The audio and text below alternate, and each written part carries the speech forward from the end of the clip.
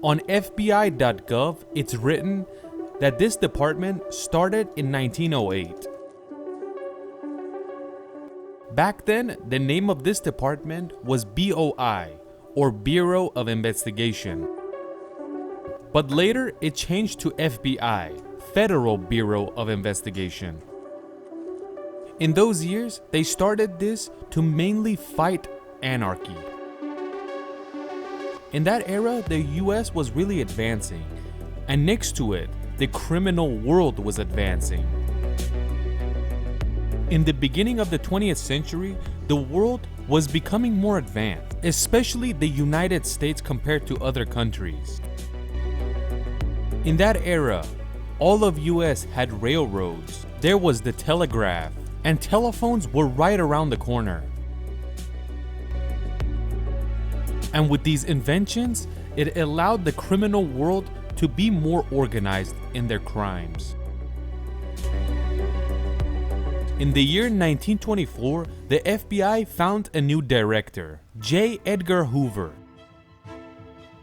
Hoover really changed everything about the FBI. From a ridiculous police force that would take money from all types of mafias to do stuff, it went to a department that could not be bought. In the beginning of his job, Hoover declared war on crime. And you should know this, that after 1919, people with leftist ideology were counted as a crime. That means if you talked about communism or left ideas, you were confronted by the FBI. In that era, communism was really a hot topic. Look at these protesters and what the FBI was dealing with at that time. Another cool thing about the director of the FBI, J. Edgar Hoover, is that he was the director from 1924 until 1972, the day he died.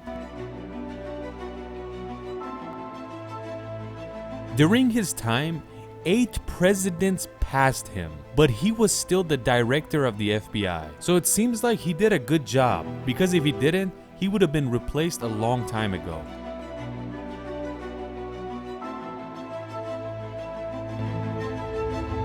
In the 20s, the FBI was extremely against communism. And that means if any informant tries to snitch on someone and says this guy is a communist, without checking anything, the FBI would arrest them. If anybody had leftist ideology and communist ideas, and they were not from the US, they would be immediately deported, even if you have a United States passport. If you were a true American, you would go to jail. In that decade, FBI agents really messed up. They would basically arrest whoever they want, label them as communists, and arrest them. And they would easily create paperwork for them. And just like we said, Hoover was very good at his job, but he was so anti-communism that he didn't mind his agents doing stuff like this.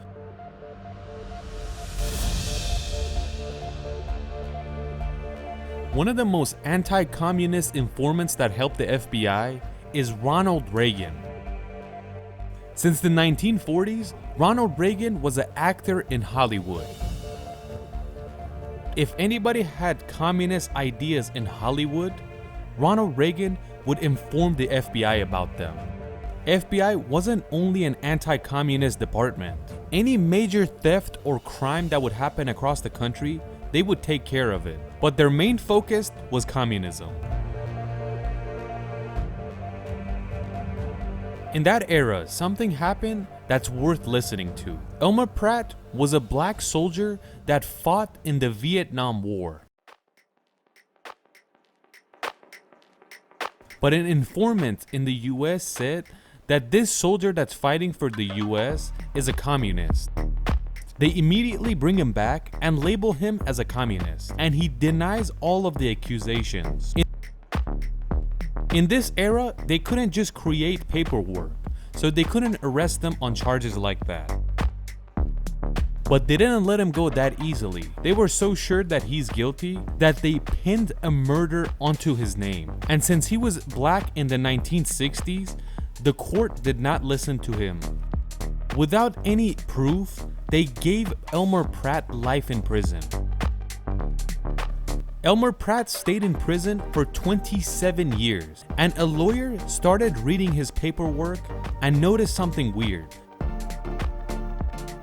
He basically found out that he was wrongfully accused. They released him after 27 years, but in the rules, they've had to pay him back for something. In the court, they said that the US government has to give Elmer Pratt $4.5 million. He got $4.5 million, but he spent the best years of his life in prison.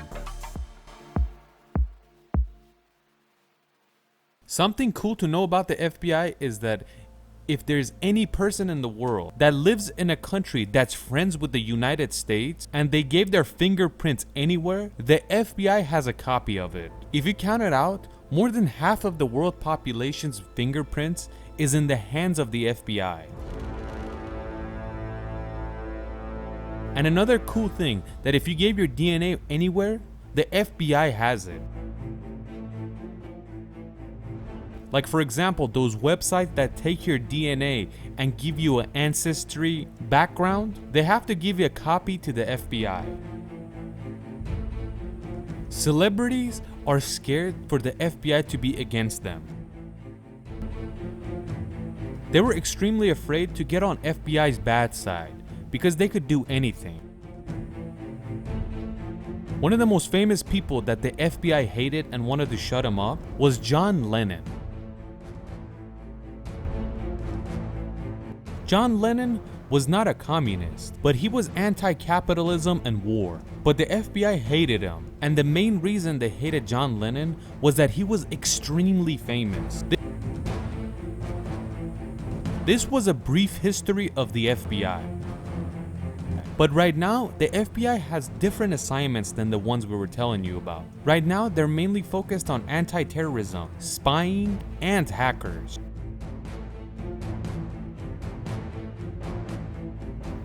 Right now, the FBI has 35,000 workers, and in between them, you could find engineers, scientists, spies, and all types of agents. Like there's agents that only work for the Russian mafia. Or there's agents that discover hackers from different countries.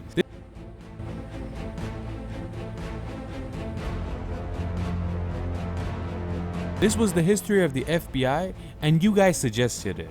We hope you enjoyed.